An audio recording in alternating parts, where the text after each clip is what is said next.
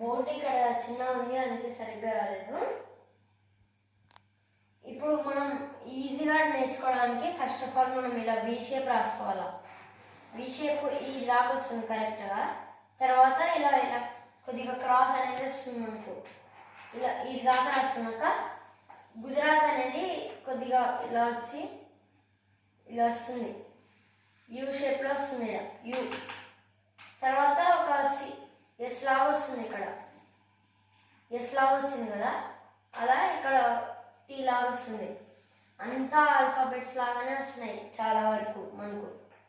ఇక్కడ అనేసి మనకి హ్యాట్ లాగా వస్తుంది. హ్యాట్ ఇలానే కదా ఉండేది, ఇలా ఉంటుంది. మనకి ఇలా ఈజీగా ట్రిక్స్ నేర్చుకోవడానికి నేను ఈ వీడియో తీస్తున్నాను. మనం కావాలంటే ఇంత గ్యాప్ ఉంటుంది,